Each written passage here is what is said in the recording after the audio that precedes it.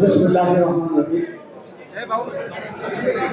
জাতীয়তাবাদী যুবদল স্বেচ্ছাসেবক দল এবং জাতীয়তাবাদী ছাত্রদল আয়োজিত সম্মানিত সাংবাদিক ভাই বোনদের সম্মানে এই ইফতার মাহফিলে আমাদের আলোচনা সভাপতি যুবদল বিএনপির সিনিয়র মহাসচিব এখানে বিএনপির নেতৃবৃন্দ, যুবদল, স্বেচ্ছাসেবক দল, ছাত্রদলের বিভিন্ন পর্যায়ের নেতৃবৃন্দ, সাংবাদিক ভাই বোনেরা, আসসালামু আলাইকুম। সবাই নাম করতে পারলাম না, বিকজ আপনারা বুঝতে পারেন যে ইফতারের সময় বেশিক্ষণ বাকি নেই। আমি আমাদের দলের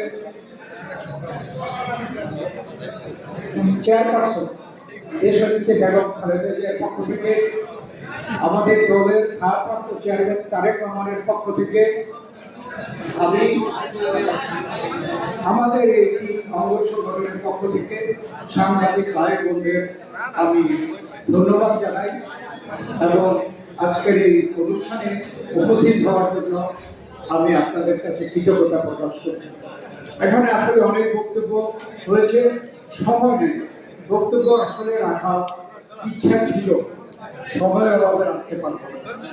আজকের বাংলাদেশে বর্তমানে এই রমজানে আমরা এখানে জনগণ সকলে প্রত্যাশা করছে এদেশে শান্তি শৃঙ্খলার মধ্যে দিয়ে একটি নূতন একটি শান্তিপূর্ণ বাংলাদেশ প্রতিষ্ঠা করা। ঠিক সেই সময় আমরা দেখতে পাচ্ছি যারা প্রকৃত স্বৈরাচারী ফ্যাসিস্ট সরকার, তারা বিদেশে গিয়ে এবং দেশে থেকে নানা রকমের ষড়যন্ত্রের সৃষ্টি করছে, নানা রকমের দেশে অশান্তি সৃষ্টি করছে। এটা খুব একটা অস্বাভাবিক কিছু নয়। এদের তারা প্রকৃত সরকার তারা চেষ্টা করবে। আজকে আমাদের প্রশ্ন হচ্ছে যে এই সরকার যারা এই 24শে জুলাই আগস্টের বৈষম্য বিরোধী ছাত্র এবং জনতার গণ আন্দোলনের যে ফসল হিসাবে এই সরকার প্রতিষ্ঠিত হয়েছে, এই সরকার জনগণকে আশ্বস্ত করেছিল যে জনগণের অধিকার তারা প্রতিষ্ঠা করবে। আর জনগণের অধিকার বলতে আমরা বুঝি তাদের প্রথম অধিকার হচ্ছে ভোটের অধিকার। জনগণ 16 বছর যাবৎ এই ভোটের অধিকার থেকে বঞ্চিত, জনগণ প্রত্যাশা করছে ভোটের অধিকার। এই বিষয়টি কিন্তু নানা ধরনের ষড়যন্ত্র চলছে, যাতে করে জাতীয় সংসদ নির্বাচন বিলম্বে হয় তার জন্য নানা ধরনের ষড়যন্ত্র চলছে, মিছিলা চলছে। যেমন কেউ কেউ মিছিলা দেখাচ্ছেন যে সংস্কার সাধন করে তারপরে নির্বাচন হবে।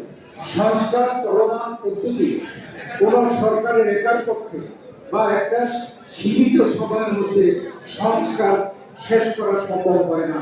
বর্তমানে সরকারে 8 মাস প্রায় সরকারে রয়েছে, এখন পর্যন্ত সংস্কারের কোনো তারা কোনো প্রোগ্রাম কর্মসূচি এবং তারা কিছু এখন পর্যন্ত তারা দিতে পারেনি।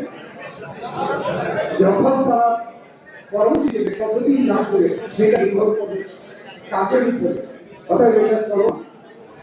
আর সবচেয়ে বড় দায়িত্ব এদেশে যারা বিগত শেখ হাসিনার সরকার দেশে ধ্বংস করে গেছে সর্বক্ষেত্রে, সেগুলো মেরামত করা, সংস্কার করা আগামী দিনে জনগণের সরকারের সবচেয়ে দায়িত্ব হচ্ছে। এবং সেই দায়িত্ব হচ্ছে আজকের যারা সরকার তারা জনগণকে সুযোগ করে দেওয়া, যাতে করে ভোটের মাধ্যমে তাদের সরকার তারা প্রতিষ্ঠা করতে পারে। আজকে অজুহাত করা হচ্ছে স্থানীয় সরকার নির্বাচন, স্থানীয় সরকারের নির্বাচনের কাজ কিন্তু জাতীয় সংসদ যে কাজ করে দেশের অর্থনীতি, দেশের সংলাপ, দেশের যে যত ধরনের নীতিগত যে সিদ্ধান্ত বললে অনেকক্ষণ লাগবে, এটা দায়িত্ব হচ্ছে জাতীয় সংসদের। অর্থাৎ আমরা দাবি করছি জনগণের প্রত্যাশা, জনগণের পক্ষে দাবি করছি যে অনতি বিলম্বে জাতীয় সংসদের নির্বাচনের 3 তারিখ ঠিক করে সেখানে একটি তারিখ ঘোষণা করে ভোট ঘোষণা করা হোক।